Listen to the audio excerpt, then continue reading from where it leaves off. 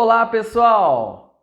Mais um vídeo para o canal e você sempre muito bem-vindo aqui no meu canal, tá? Hoje a gente vai tratar um assunto do o que é, mais um o que é, né? Para você colocar na balança, para você fechar com chave de ouro da sua maneira. Eu só vou expor, tá? Então eu tenho cometido algum erro aqui de expor e às vezes no meio colocar assim o que eu acho, né? Então, mas isso é porque eu também ponho na balança. Mas eu vou expor tudo e se escapar assim de, poxa, eu acho que é isso, eu acho que é aquilo, né? Eu acho que isso é uma seita, é uma religião, é uma organização.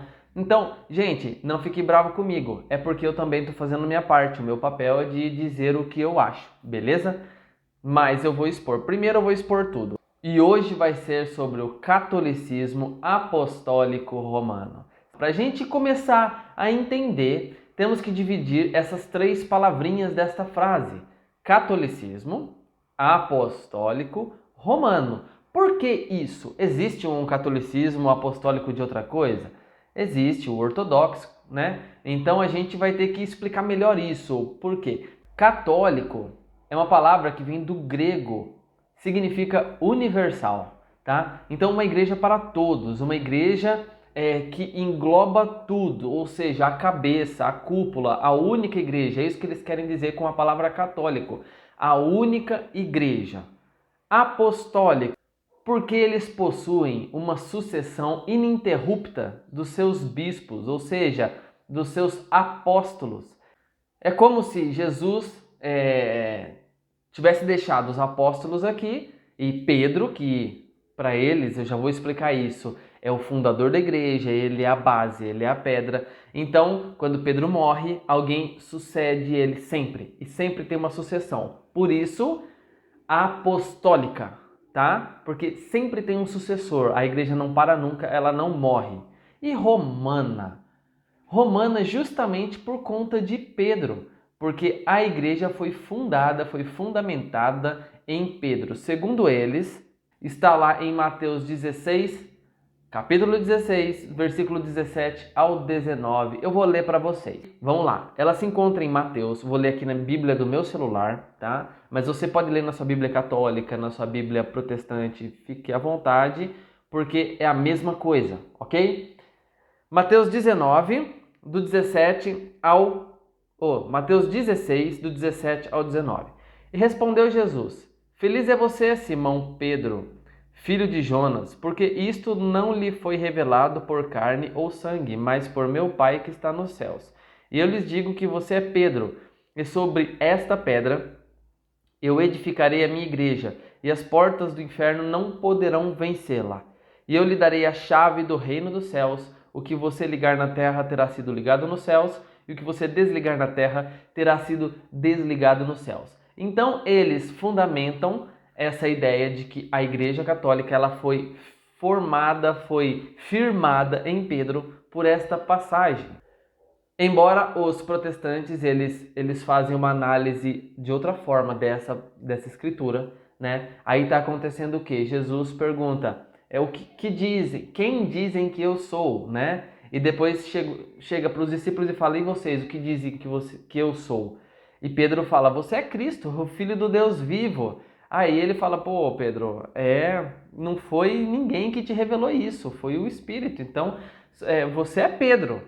E sobre esta pedra eu edificarei minha igreja, né? É porque na Bíblia não tem figuras, então não mostra ele sinalizando. Mas dá para você fazer uma interpretação diferente, variadas interpretações do texto, tá ok? Porque são coisas antigas, de tradução para tradução varia alguma coisa. Então a Igreja Católica ela é fundamentada há mais de 2000 anos sobre esta passagem. Por isso, Igreja Católica, Apostólica, Romana, porque eles são fundamentados em Pedro e eles seguem uma troca de apóstolos sucessiva, tá bom? É isso, basicamente. Vamos seguindo em frente. A Igreja Católica, ela é dividida em três igrejas. Quais são elas? A Igreja Triunfante, que são os salvos, os beatificados, aqueles que viraram santos e estão no céu. São a parte da igreja triunfante. Tem também a igreja padecente, que são aqueles que as almas estão no purgatório pagando seus pecados, tá? E estão lá sendo limpos e redimidos. E tem a igreja militante, que é a igreja aqui na terra, os vivos que estão sendo purificados dos seus pecados aqui, que estão constantemente buscando estar presente, buscando fazer parte desse todo que é a Igreja Católica Apostólica Romana. Eles têm os meios de santificação. Gente, se eu estiver dizendo alguma coisa aqui ou faltou a dizer alguma coisa, depois vocês deixem no comentário, tá? Os meios de santificação da Igreja Católica são os sacramentos. Quais são eles? O batismo, confissão de pecados, Eucaristia, a confirmação, o matrimônio, as ordens sagradas e a unção dos enfermos. São os meios que eles usam para a santificação, tá? Então a Igreja Católica usa esses 7 meios, são os sacramentos da Igreja Católica. Bom, sem contar que a Igreja Católica tem mais de 2000 anos. Ela já viu a ascensão de impérios e a queda de impérios, já viu tanta coisa, já sofreu perseguição, já perseguiu também nas cruzadas. Então, a Igreja Católica ela tem uma história muito comprida, muito grande. Ela é responsável por moldar várias coisas na história. Por exemplo, a Igreja Católica criou várias instituições dentro dos seus templos, dos seus lugares fechados para poder ensinar. Então são como universidades, mais de 129 mil escolas, mais de 9 mil orfanatos e mais de 14 mil lares para pessoas com deficiência. Então a Igreja Católica usa esses meios, são parte do sacramento deles, tá? Eles ajudam a ensinar, eles ajudam a cuidar de pessoas, né? Do órfão e da viúva, eles fazem tudo isso. Mas tem uma coisa que todo mundo sempre, principalmente quem não é da Igreja Católica, sempre pergunta assim, poxa, mas então qual é o fundamento que eles usam para poder adorar imagens, para colocar lá os santos na parede e tudo mais? Qual é a base bíblica para isso? Haha, eu também ficava pensando nisso e me pegando, poxa vida, qual que é? Então vamos lá, vou passar para vocês o relato bíblico. Eles usam bastante o relato lembra no deserto, quando as cobras picavam o povo de Deus? O que Deus fez?